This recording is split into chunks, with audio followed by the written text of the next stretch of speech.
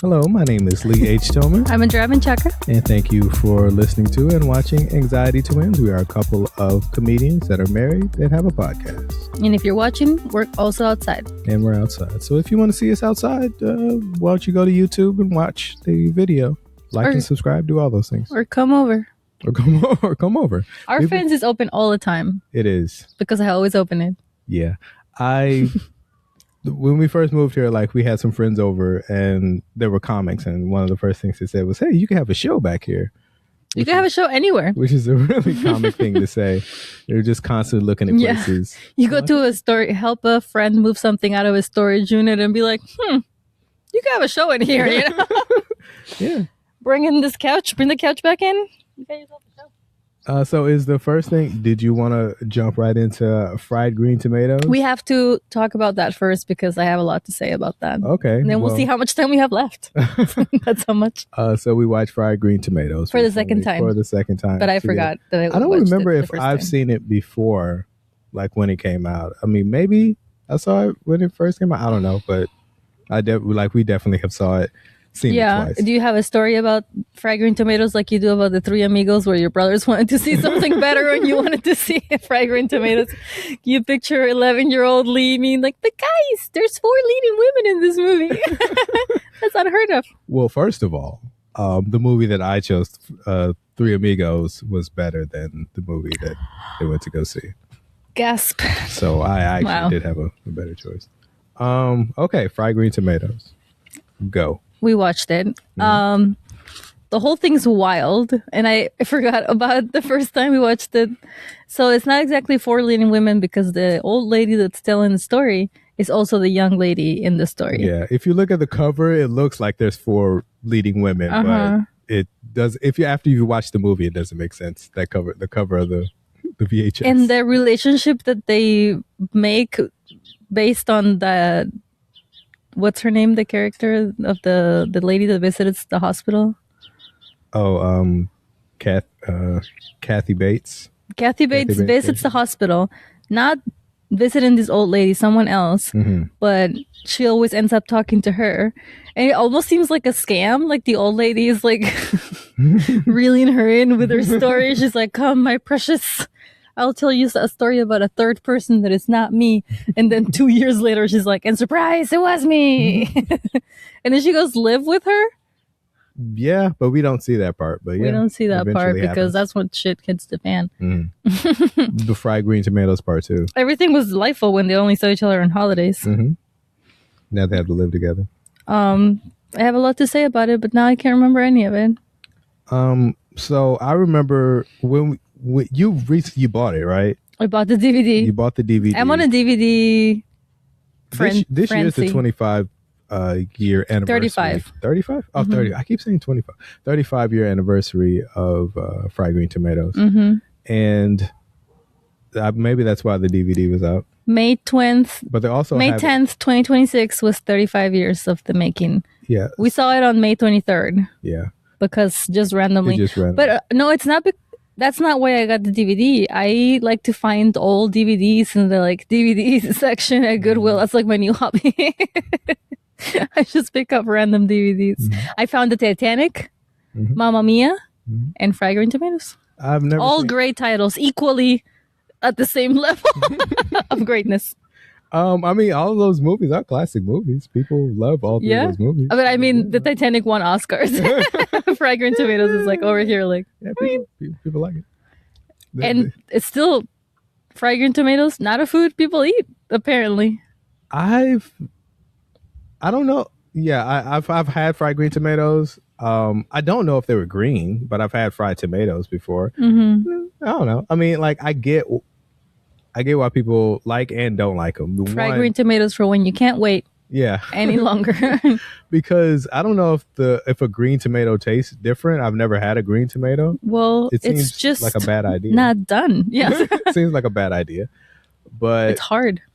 I mean, like the texture of it, like it's still a soft tomato. At least the tomato that I had, it was like a regular tomato. It wasn't green.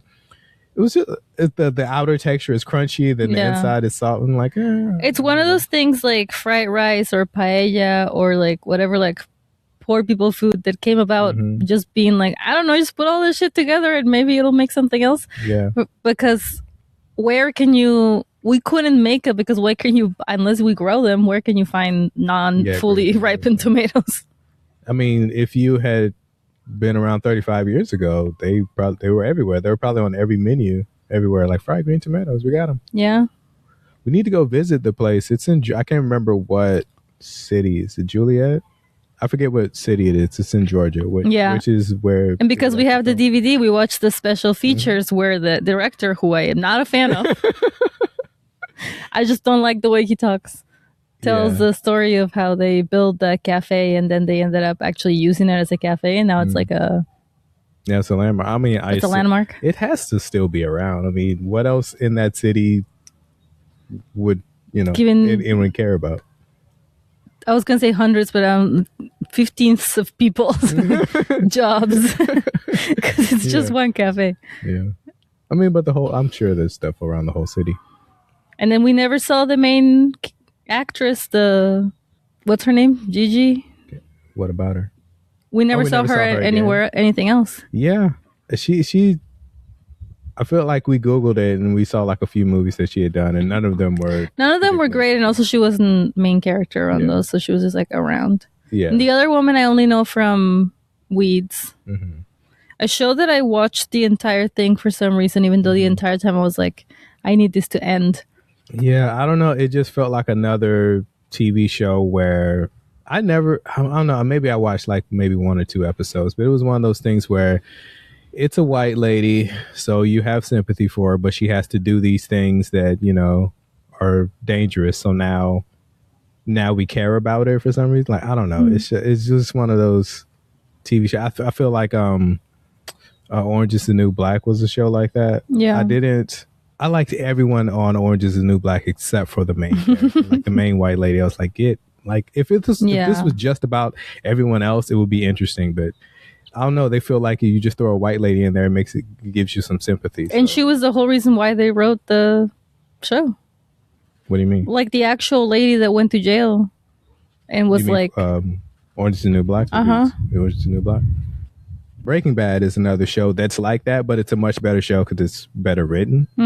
It's more interesting, but it is a show where... It's also a much stronger drug. But I don't know. You're just supposed to... Weeds now is like, just go to the dispensary. Yeah.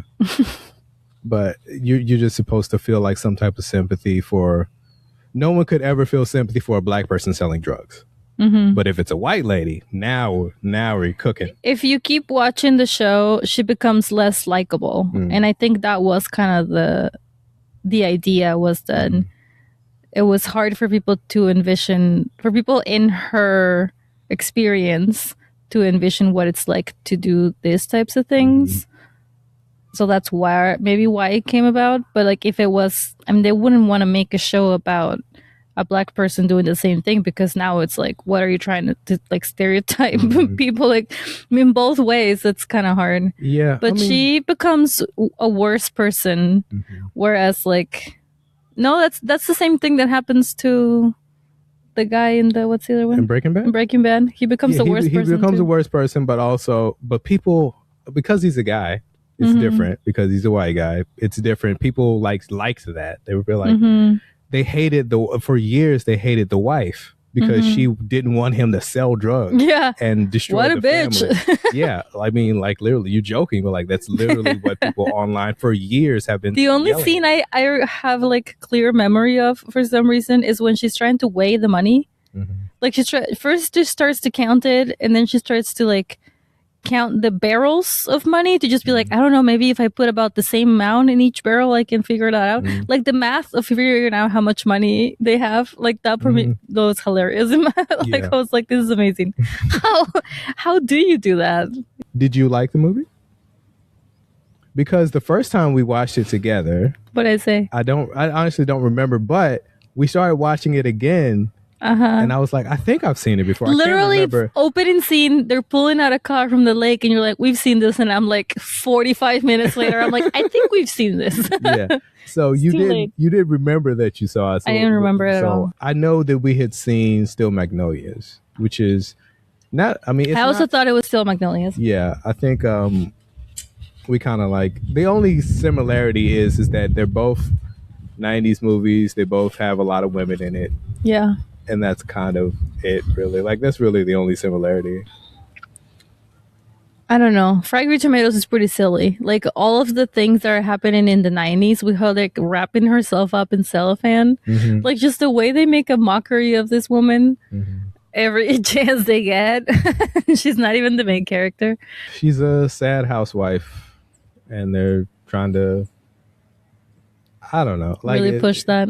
I mean, maybe it's that dude, the director that you don't like. I don't even know who he is. I'm sure he's one of those directors that are like, they're competent enough at their job. They're not great directors, but you know, they can do the job, I guess. Yeah. So they just do it.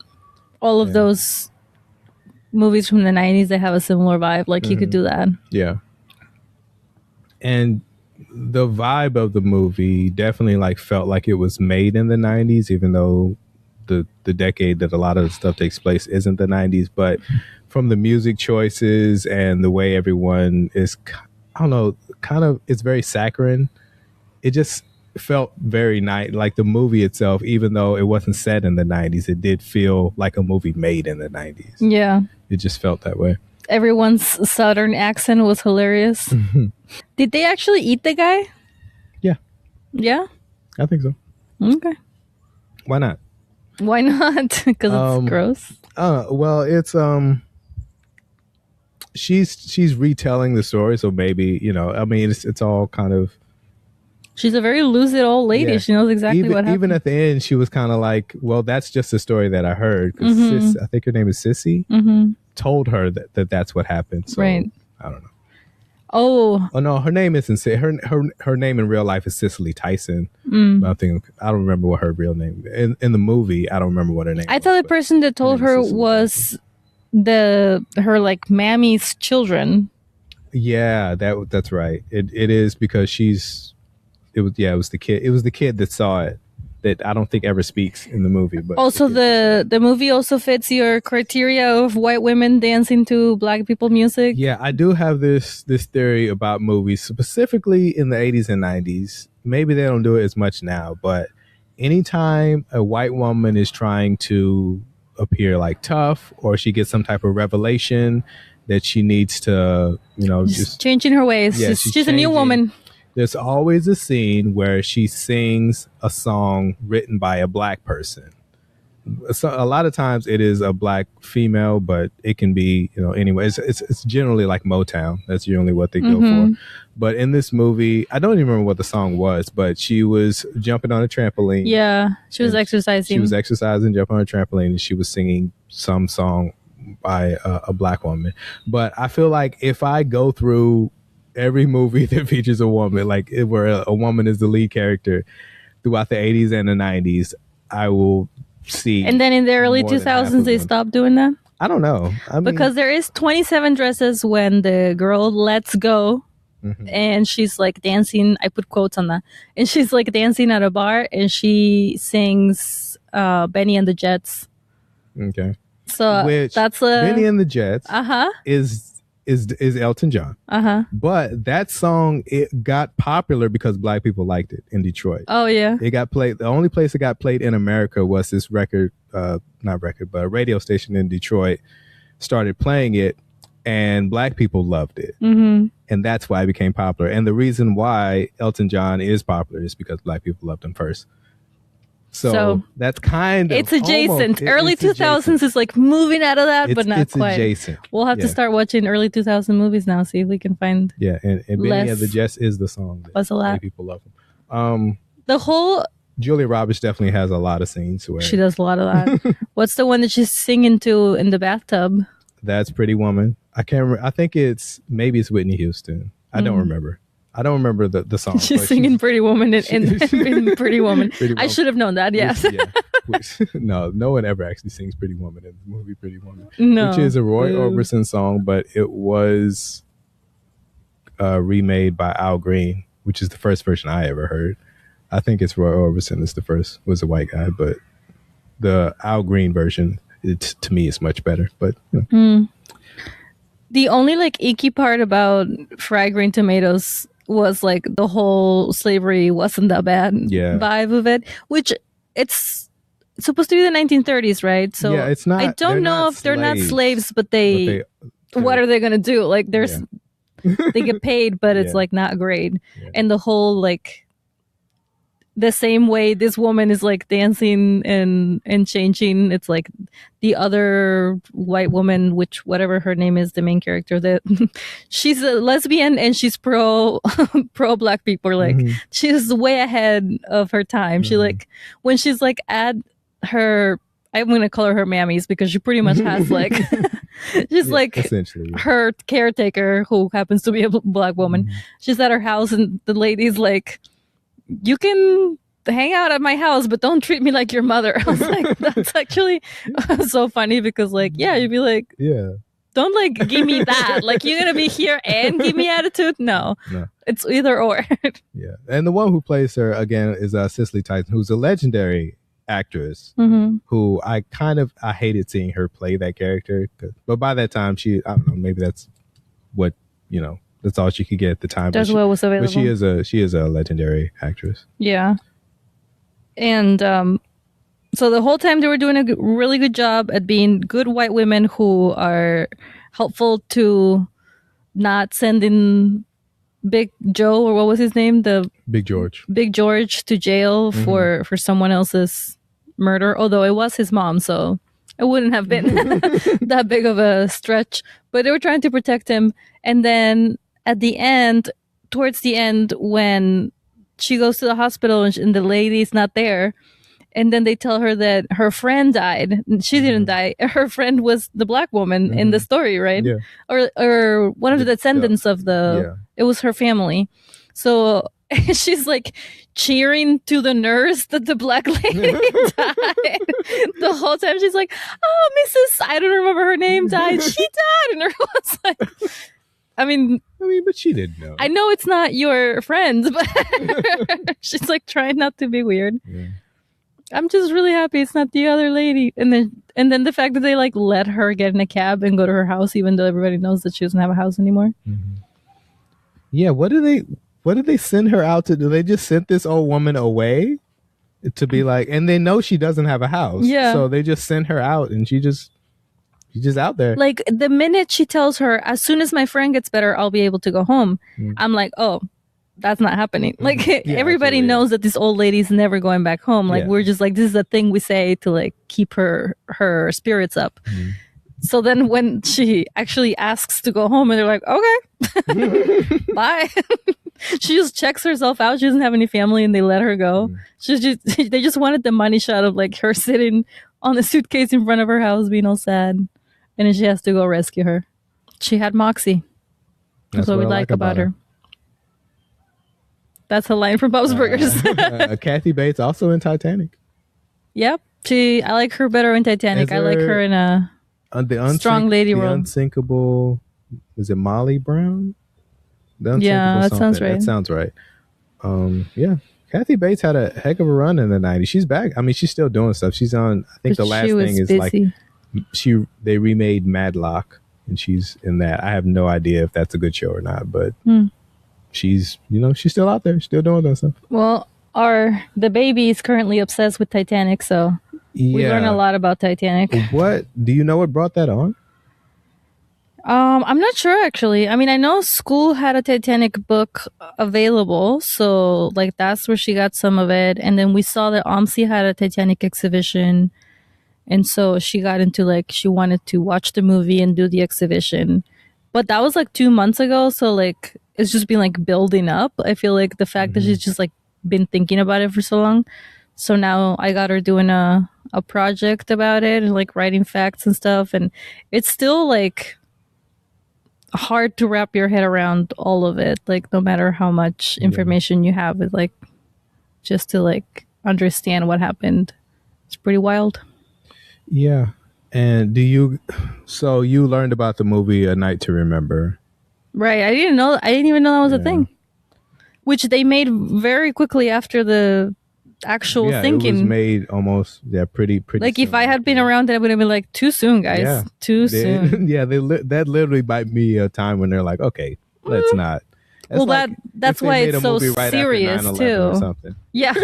Like, okay, in October they start shooting. Start shooting. It's okay. We're shooting in LA, so it doesn't matter. Yeah, it was. It is also the title, A Night to Remember. Like that sounds positive. Nice. Yeah, that sounds like a good thing. But maybe at the time it wasn't. That wasn't a thing people said. That wasn't a thing people said. I don't know. I mean, you do remember, don't you? I mean, you do remember it. It's been so long since I've seen it because I saw it at least like 20 years ago was when I saw it. And I only saw it once, but I do remember it being like a little more serious. It's more about the captain. It is darker. It is good. Mm-hmm. It is a really good movie. But did they have the correct information on how the boat sank? I mean, they had whatever information they had. Like, I don't think they had, because as far as I understand, they didn't have the technology to actually go down there and find more stuff that helped them piece it together until the 80s. And then from there, they kind of understood what happened, and the fact the boat like snapped in half and then was like part of the decision that the captain made. That's why that happened. I think it's really interesting that the reason why they hadn't been able to figure that out is because a lot of the people that survived were women and children. And I don't think they took women and children's, what's it called? Like seriously? What they said about what they saw that day. They didn't take it as seriously. Like maybe they were like, oh yeah, the ship broke in half. Sure. That's a thing. Because I've seen a lot of pictures of like as the sinking of the Titanic as depicted by this person who was not even there. And it's like, all like water everywhere. It's like, it was not like that. Yeah.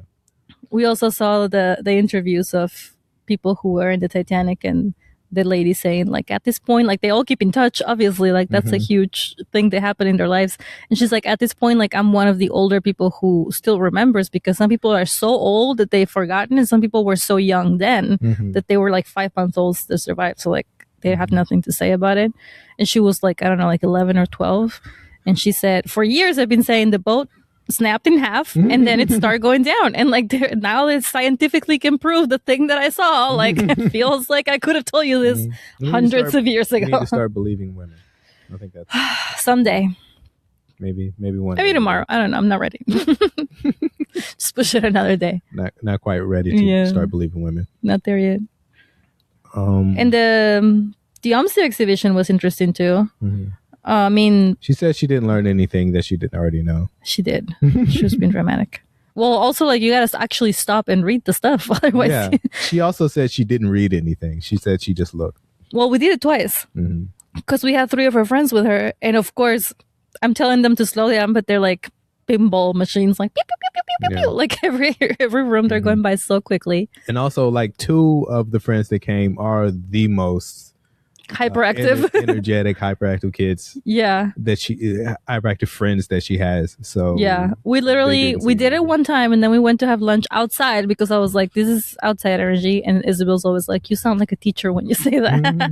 I'm like, "Friends, this is outside energy," and they like literally ran around in circles. And then we did it again, this time a little bit more patiently, but I don't know. I think they did a pretty good job. And then apparently there's like something going on with the all of the Titanic artifacts that exist, which some of them were at AMSI and some of them are like scattered throughout the world, where the person who, it wasn't a person, it was a company. The company that started extracting them now technically owns the site and the exhibit and the artifacts. So there's like something going on where like if they don't continue to pay, like they could just stop being seen by people. They just have to get stored away or something, which I never even thought about that. Like, who owns the stuff that's hundreds of years old and in the middle of nowhere? And like, apparently the guy that found it first felt wrong keeping and preserving the things, so he didn't want to do it, and then a company stepped in and they were like, we have no fucking feelings about companies aren't people doing this properly, so they just like started extracting. I would want to be nowhere near the wreckage. Like, why not? Just afraid of ghosts? Yeah. Well, I mean, like, I'm already afraid of the ocean as it is. And then you're like on a burial site. And like, those are the two worst things put together. Like, this is a burial site that you can't see. It's just like so scary. Yeah. I think I saw some of the people in the exhibition said they were like really excited to find it. And then immediately there was like an energy drop where everybody was like, oh, like we found it. Like people died here. This is not. Yeah. It's like a cool accomplishment for us, but also like it just makes me feel bad now to be like celebrating this. Yeah. I think that's probably how people felt when they watched the movie Titanic. Like because it's all romantic at the beginning, and then you're like, oh, there's like dead bodies. You know exactly where it's going. Yeah. There's dead bodies. I mean, yeah, you know exactly where it's going, and but then it you still see it, like, like catches you. This is a lot. Yeah. I saw it in the theaters because it was brag. It was. They didn't have 3D back then. If they were putting it out now, they'd be like those theaters that splash water on you. Yeah. It's salty too.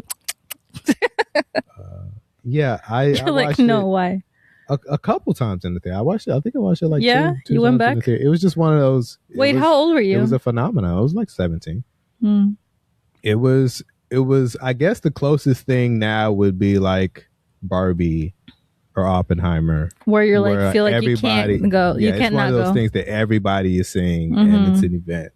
And Titanic was one of those things. I didn't know that when they were filming it, like people were making fun of them for spending so much money on one movie, and pretty much they were like, "You're not gonna make it. Like it's gonna be bad." Yeah, James Cameron is kind of famous for always spending a lot of money and going like way too far on a movie, and it almost always works though. Like, he doesn't have too many flops. Like almost everything he's ever done has been pretty huge. Yeah, we should look it up. What's a flop? Even like Avatar, which people kind of like make fun of, it's still one of the most successful movies ever made, financially. My only like ever made.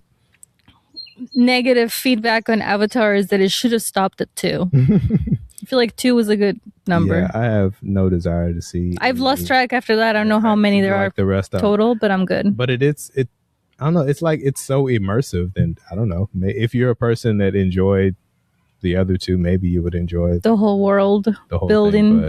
Thing, but it's still successful. Like, I mean, this is the same guy that made Terminator 2. Yeah, you know? I mean, that was pre-Titanic. Yeah, almost everything he's made has been pretty huge. Yeah. At least with the Titanic, I don't know about the other ones, but he was very like into the whole thing, like not just the movie, but he like wanted to go out into the ocean, wanted to see like the thing. Part of our exploration, he was involved in like building the technology that was able to dive that deep. Right.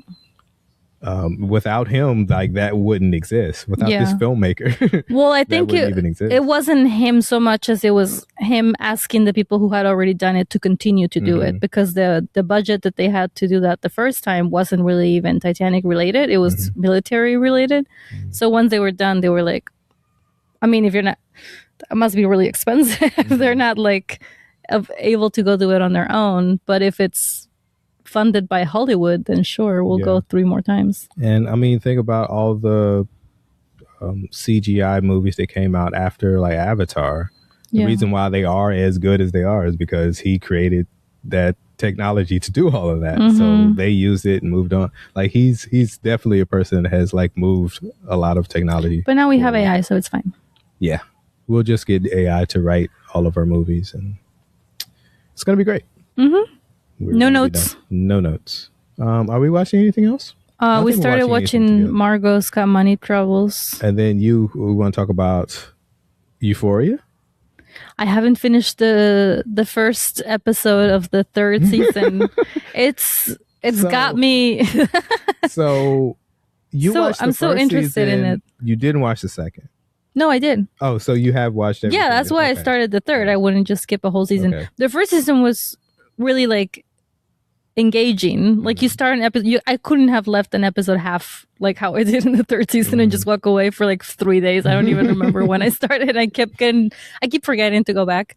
It was like, oh no, you like have to know what happens. Second season was like, okay, I mean, I am invested in this character, so I want to know.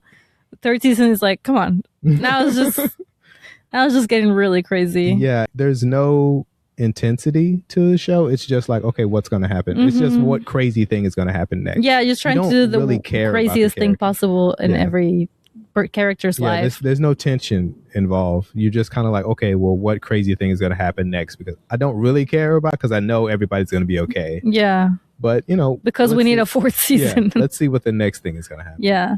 Well, I think everybody was making fun of the fact that they're in high school in the 1st season. And it's like high schoolers are not doing all this, but also because they were all in high school, like the only positive thing about them being in high school was that there was like a grasp to reality. Like that was what was tethering them to being real people. And their parents' lives, and just like, this is just normal people in a small town sometimes work at a construction company, and then they also are weird pedophiles on the side. Like, I don't know, these are like terrible things that happen to normal people.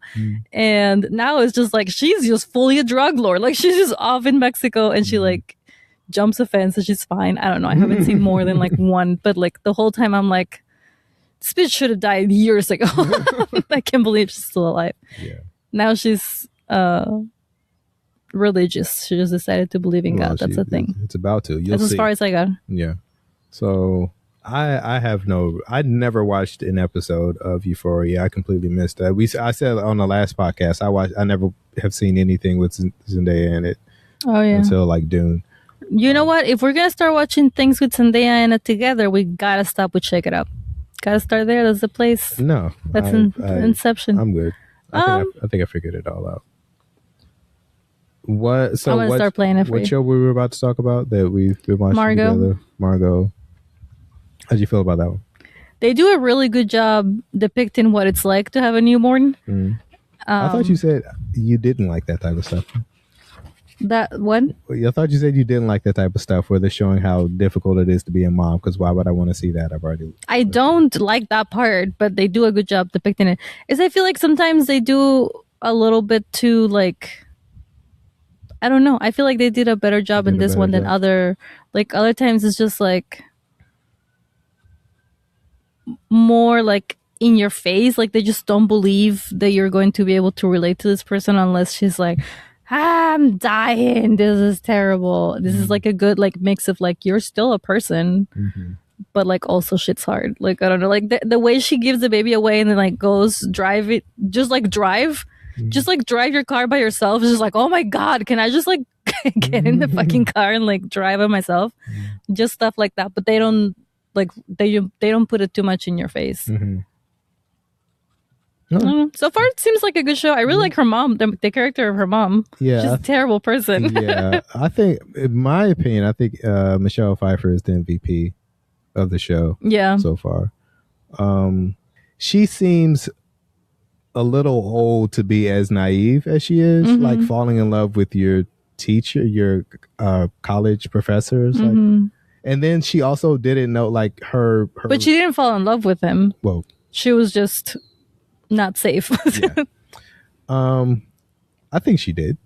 Yeah? Yeah, I think she did. Okay. Or actually what she says in the show is he made her fall in love with herself. So he talked about how amazing she is, and she believed it, and that's what, brought along the feelings. The feelings weren't directed towards her. She just felt good about herself. Yeah. I think that's but she says like what happens when she's deciding to keep the baby, she's like, I don't want him. Yeah, it's pretty clear. Like, yeah, she's good. So in the moment, but when the relationship is going, I do feel like she's feeling something. It's not what she thinks it is. I think she might think it's love for him, but the love is actually that she feels good about it. Yeah, just having something not go wrong. Yeah, so like it seems like her life has been pretty rough outside of that. But also like when she doesn't know that she's pregnant and she's working, and then her boss is like, who's also her friend apparently, like, which is like hard to believe. Yeah, tells her, oh, I think you need to take a test. You're like, what test? Come on. Like, yeah, well, I don't know, it just feels a little naive. You just wanted Cher to come out of nowhere and be like, snap out of it. Yeah, puke everywhere. And her friend who's on the phone that we never actually meet, that she's just best friends with, we don't have any backstory about like what exactly is happening there. Yeah. The relationship between her mom and this religious guy. Not quite a priest. Yeah, not quite a priest. For the longest time, I thought he was a priest. I feel like he's the president of the church, which is whatever the thing. That means. You can be. He's the president of something, maybe the choir. I don't know. But I'm sure there's going to be an episode where we actually like dive into what their relationship is. But when I first saw it, I'm like, what? Mm-hmm. What could either one of them possibly see in each other? And she also seems like the mom. I mean, she seems like she's maybe like working class, or at least that's her mannerism. But she lives in a nice place. So I'm kind of like, well, what does she do? We haven't seen what she does, right? Yeah, we don't know what she does. So I'm like, there's so many questions that I'm afraid they're not going to get to them because they're only going to focus on maybe the main thing. I mean, maybe it will as the show goes on. Yeah, it's a show that's like if you build uncomfortable things that haven't been figured out, it helps more seasons come out. Yeah, it just feels kind of like there's a lot of holes in the writing. I'm just kind of like, all right, maybe they'll figure it out later. Mm-hmm. Maybe that's what keeps you watching the show. You don't know the difference between Zach Galifianakis and Nick Offerman. It's because they're the same person. Okay, all right. You're just a white dude with a beard. Nick Offerman is looking ripped in this show. I've never seen him. No notes. Never seen him look as muscular as he ever. Mm-hmm. Yeah. Well, he's playing a. Yeah, he's playing a wrestler. Retired wrestler, but still. Her boss is her friend, but we never see her talk to her other, like that one time. They were like, yeah, like just because you're friendly at work or you spend a lot of time together doesn't mean she's your friend. Yeah. How do you feel about that? Because I feel like other places that I've worked before, like people are like making plans to see each other on the weekend and stuff. And I'm like, even if I worked here for 15 years, I don't think that like an actual friendship would ever happen because I want to be able to leave work and go be with my actual friends. Yeah, it is weird. I guess it depends on the job that you have. Like if it is something that's, I don't know, you're both like cashiers or something, then it doesn't. I could see you being friends if the job is like a lower level job. Oh, you think cashiers? Yes. Yeah, I think if it's a lower level job. But cashiers are always so busy. You don't really have time to talk. But you can commiserate on all the various... It's more not lower level, it's more like the more traumatizing the job is, the more you like bond over that. Nurses would be friends outside of work? I don't know, because nurses have really tight schedules. They like barely see their families, so I don't know how they would make time to see each other unless it's like hang out after a shift, which sounds terrible. You're probably exhausted. Yeah, I don't know. I mean, like if you're working at the steel mill, you want to go out for a beer with your friends. I imagine like a lower level job like that where it's like physical labor. I feel like those people in those jobs probably can be actual friends. If I'm working in an office, I don't want to be friends with the people because you have to be professional. Yeah. And if I have to be professional in one place and then I'm out with my friend, I don't want to. I'm dividing those two worlds. Yeah. And that's why you didn't like clock watchers. Maybe. I don't think so, but let's go with that. That's the whole reason. I think it has to do with how professional you have to be at work. If you have to be professional, then I'd say those people probably shouldn't be friends. This is why you're a good therapist. Maybe I should have gone to school for therapy and not research. I think you should. I mean, I'm not doing it now. I'm never going back to school. After I got my degree, I was like, yeah, I'm not. That's what you said to me every morning when I wake you up. Never going back to school. And I'm like, come on, baby, you gotta get up. Because when I initially went into grad school, I was going for a PhD program. Like that's the initial thing. But then I got maybe a year, maybe by the second year, I was like, nah, I don't want to be in school anymore. I'm done. So I decided to just get my master's and get out of there. I'm like, I'm not doing this anymore. I was also an older student because I left and then came back. So I was like 5 to 6, years older than everyone else. Which is probably better. Like, yeah. Have you been reading anything lately? I'm reading 2 books at the same time. Tuesdays with Maury and one about a library that's also, it's similar to the book that I read before, which is why I'm kind of like, I want to see what happens, but at the same time, I'm like, if it's the same exact thing, I'm going to be really pissed. Why do I know Tuesdays with Maury? I don't know. Is that a really popular book? I guess. I feel like I've heard of it. It's about a college professor who is dying, and he's like really chill about it. And then hell yeah, no, he's like taking it really well for like, I don't know, somebody who is dying. And one of his students writes the book, or like he's the main character in the book. I don't know if he like actually that actually happened. I haven't looked into that. And he already graduated many years ago, but they used to be close. And then now that he's dying, he visits, and a lot of people visit, I guess. And a lot of people visit him, and he like talks to people and gives people advice, and is like seeing life in a different light because he's almost done.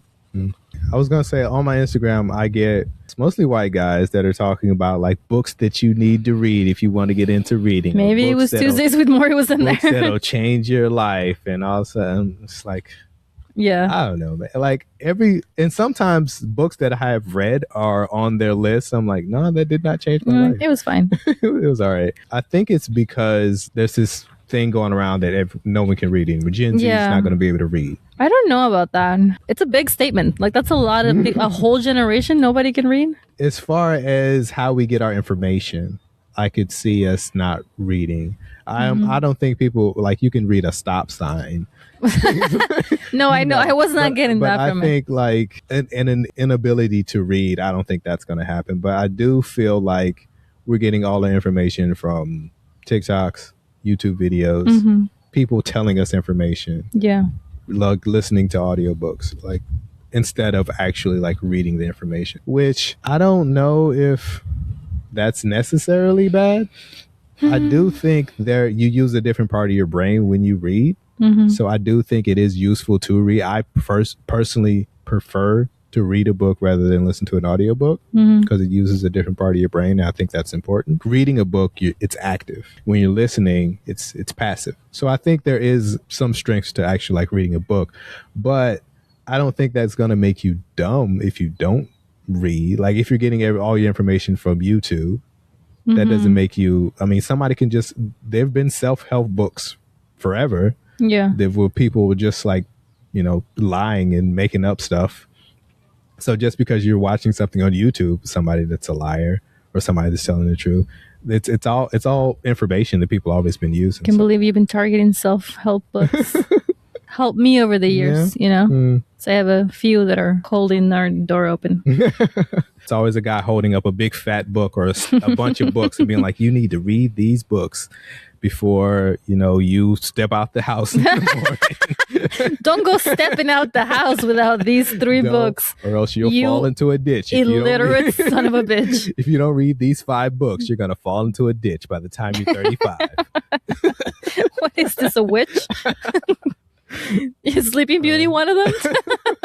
Because I have been reading more of this in the past few years, I have just like gone on Instagram and been like, okay, what you're like, sure, give me something and recommendations. Then now I'm getting like a bunch of, now it's like too much. Yeah. Well, I mean, the way that they phrase it too is like, if you have to be like, stop what you're doing right now and read this book, then clearly you don't have the attention span to like, actually you needed them to, if you want to get into reading, stop scrolling. And you're like, I really want to though. Yeah. But every guy is like, I didn't start reading until like 2 years ago, but then I read this book. So because you don't know any other ones, reading all the time in comparison to nothing else. It's the best book ever. Yeah, I'm starting to reread books that I read years ago. You're not allowed to, because you have a joke about that. And I will not have you out here lie joking, because I can't stand dudes who think that lying is a joke. I used to try to have a joke about this, but I couldn't make it quite work. But aren't most jokes a lie? No. It's funny because it's true.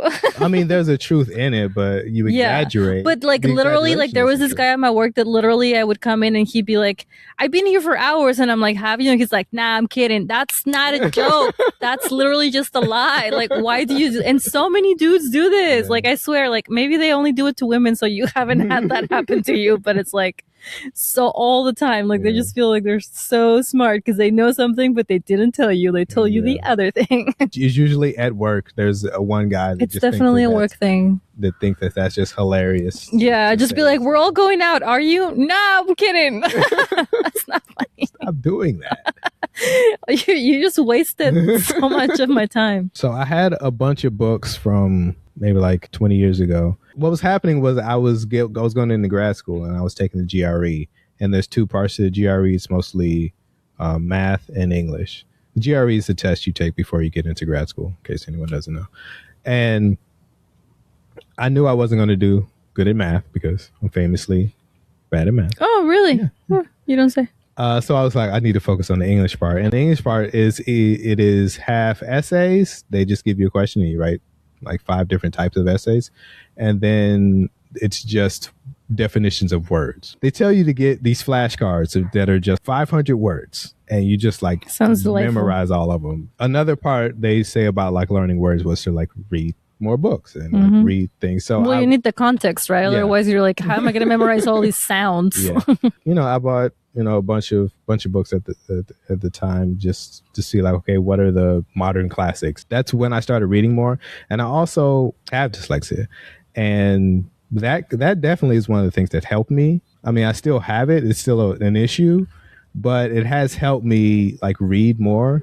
You would take the straightforward approach. Like we were talking the other day about how I started playing tennis because it helped with my dyslexia. And you were like, how would playing tennis help you read? Like you just read to be able to read more. Just do it. You'd be like, just keep reading until you can read gooder. Exactly. That's what you said. Yeah. Word for word. Yeah. So that's why I have a bunch of books that I have from like 20 years ago that I never reread again. So I just reread Things Fall Apart. What's it about? It's still amazing. It is a book that takes place in 1700s. So it's right at the beginning of the transatlantic slave trade. It takes place in what's now Nigeria. And it is the story of this one man who's in this tribe. That's not a real tribe, but so it's fiction. Yeah, it's loosely based and real. Yeah, it talks about the slave trade, but that part of the story doesn't happen until like the last third of the book. The entire book is just setting up what it was like to live at this time. So this guy, he is, even for the time, he is a toxic man. Even for the 1700s. Toxitter. Yeah, people in the tribe are like, dude, you need to relax. Why don't you bring it down a couple notches? The point of the book is to show when colonialism and slavery changed everything, we kind of forgot that these were real people. Like we kind of forgot that they had their own traditions and lives and families and their own things that they did. And we kind of, a lot of times we feel like, oh, especially in America, Black people's history just started at slavery, and then it just kind of there's nothing before. But the whole book, I get the point of it, I believe, is to just show that these were just people. And I believe like A24, I think maybe making a TV show out of it, but I don't know. I feel like it's one of those things that we'll see. We'll see. But that's a smart thing to focus on everything before slavery, because when you said it was about slavery, I was like, oh, great. Now he's going to end up, I thought it was going to be like pre-slavery. It was like the first quarter of the book. And then we have to walk in shackles for the rest of the book. Whereas they just want like almost like the porn of like knowing how terrible it was, like the details of like torture porn. Yeah. How hard is it and all that. And you're like, yep, it was hard. Like, I don't need more than that. Like I can have empathy for people. I don't need like all of the descriptions, but like knowing what their life was before and now is just like African Americans. Yeah, because he was blanket term. He's in this tribe, and he does. I forget. He commits something that's like this terrible sin, and he has to be cast out of the tribe. It's right after harvest, and you're supposed to be thankful for everything, and it's this time where everyone is supposed to be peaceful. He broke the rules, and he broke the rules. I think. I can't remember off the top of my head what it is, but he like hurt someone on accident, and people are like, you got to get out of here. So he gets banned. He has to live with this other tribe, which used to be his mother's tribe, like where his mother came from. So he has to live with them for, I believe, like 7-8 years. And then that's when colonialism comes in and slave trade comes in while he's away. And then he comes back to his old tribe and he sees like how everything has changed. And even that part feels very modern. Older generations always looks at younger generations like, we would never do that. Like, why are you doing this? Why are you turning your back on these things that we taught you all these years? And it does feel very similar to modern times. It's a really great book. Things fall apart. And I'm starting to read a book called Revolutionary Road. Feels like this movie they definitely read when they were making Mad Men. Because it is about... They got it from there? The 1950s, a unhappy couple in the 1950s moving to the suburbs. And it just feels exactly... But I thought in Mad Men they weren't unhappy. Well, eventually. Like after everything they are. I mean, Betty's never happy the entire time. But when he was a teacher, he was fine. It's just that he got sick. Mad Men. You're thinking Breaking Bad. I'm thinking Breaking Bad. Why do I always get those two mixed up? Completely different words. They came out at the same time. I did it in the other episode too. Yeah, Mad Men. Oh, okay. Betty's never happy, but that's because she's got some whatever like mental illness going on that terribly undiagnosed. Yeah, but it is very much an unhappy couple living in the suburbs in the 1950s, and it definitely feels like when they were writing Mad Men, they read this book. I'm watching this TV show on Apple called Widow's Bay. Really good. It is a horror comedy.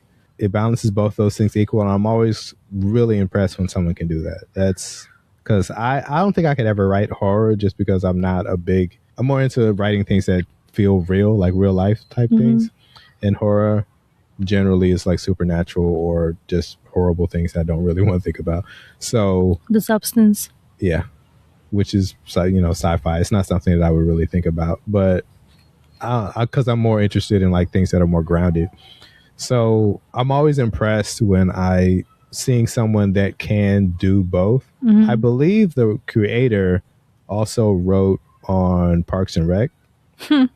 And that's a pivot. Yeah. But I mean, it is about municipal politics. A lot of the so it is similar. They already had all that knowledge and they had to put it to work somewhere. Kind of similar. It's a bunch of people that work together that have to work together. I missed the Parks and Rec frenzy. I don't know. I didn't watch it when it was coming out. And then not that long ago, I started trying to watch it and I was like, I can't. It's too late for me. I don't think they found their bearing until maybe the second season or maybe even halfway through the first season. But they have like an original love interest who doesn't really work out in real life or the TV show. And he leaves, and then Adam Scott comes in, and then that's when the show kind of takes off. And they get rid of this old guy that wasn't really working out. They figured it out. They bring it in. Maybe I need to start watching at the second season. Start at the second season. Yeah. When Amy Poehler was writing it, in the beginning, it seemed like she's not good at her job, or she's kind of like just a ditz and kind of like fell into everything. So she started writing it more purposefully to where she is good at her job. But she's also just very positive about it. She's very positive, but she's also like really good at it. She can get things done. So in the beginning, I don't think that was coming across as much. She just seemed like a crazy person. Yeah. So I think they didn't figure it out until maybe that's what it is. I mean, episode 1. That's as far as I got. Season 1, episode 1, and I was like, this is annoying. Yeah, I don't think they really figured out the characters. Yeah. I'm like the opposite. I prefer more magical, unrealistic things. And that's what I was saying, like the book that I'm reading now, that it's a lot like the love of my afterlife is like this lady that also dies, and it's like in this limbo, and she's trying to figure out, like, is she gonna die and go into the unknown, or is she gonna go back? And I'm like, this is literally the book that I just read. Like, it's slightly different. Was it suggested to you, or did you just no, I just saw it at the library, and it's called the something library because called Andreas Picks. Yes, they have a shelf just for me. I'm there a lot. It's called something library because they're keeping all of her alternative life possibilities. Like if those, like, why if you like make a different choice and you go this way, your life turns into this, and so it's like a giant library full of her could have been lives. So the title does not suggest that she'll be dead at all. So, but I mean, it does seem like something I would like. I'm just coming off of the same thing. Yeah. Need a little space between the two. Yeah, you can just be dad all the time. I was going to say, the baby went to outdoor school this morning, and there were several other dads there, and they're all like, I think most dads are like your age. They're like Gen X. And I'm not Gen X. I'm a Zennial. Keep going. Okay. They all have like the same vibe, and of course they're all white men, so like I'm gonna confuse them with one another, but like don't you feel like they all have the same vibe? Like I feel like boomer dad's vibe is like ask your mom, like it's very clear. It's very straightforward. But like this like Gen X generation of dads, it's like I don't know what to do. I think I'm supposed to do something, but I don't know what I'm gonna do. They're really wanting to do the thing they're supposed to do, but also they're like, ask your mom, like, but not like you have to pretend. So not in like this bitch needs to do everything, but like I really don't know. It's just like really sad. Boomer dads are definitely just want to like ask your mom. I have nothing to do. Yeah, with like that. I don't even. It's offensive that you would even consider speaking to me. I think they're probably more millennial, but who? The dads that you're talking about. No, but maybe like, but anyway, like Gen X. When we did the school carnival last week, we met some millennial dads. Millennial dads are very like in it. They're like, I'm doing this, and like kids like, I don't even like this, and they're like, we're doing it. And that's me too. So Gen X is just right in the middle. Like Gen X they want to do the thing, they don't know how, and they kind of really don't want to. Yeah, they really. You can tell they're like, I mean, I would rather not, but I heard that if I don't, I might screw you up. So I'll try. Dad does not care. And you can tell that I don't want to. So I keep confusing them. And then they're just like, because they're standing awkwardly around, I don't know whose kid belongs to them because I get them mixed up and they're all just like equally uncomfortable around their own children as well as other people's children. So like it doesn't match no matter whose child it is. They're like, I don't want it. Yep. Because I don't care if you're my child or someone else's child. I do not want you around I would me. really prefer if you were to go away. So that was this morning drop off at outdoor school. I was just like, okay, I'm going to go because this is uncomfortable. And how you been doing since she's been gone? It's been a few hours. It's been like 5 hours and 35 minutes with 12 seconds. And I think I'm good. Yeah.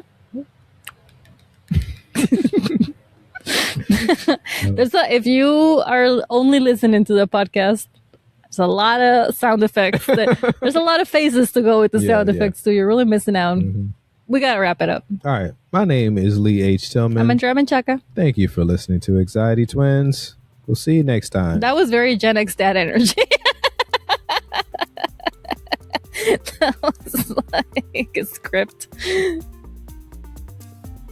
Maybe do a little shimmy. Here's what's happening right now. You're were offended just saying because that you were low energy and now you're trying to be high energy is what you're doing. Maybe. And you're forcing it. Maybe. But I was like, I looked at the camera and I was sitting like this. I was like, bro, sit up. So you ended up. All right. I'm going to go on a run. So my name is Sandra Menchaca. My name is Lee H. Tillman. Thank you for watching. See, it's not as easy as it seems. Just leave it like that. Bye, guys. Bye.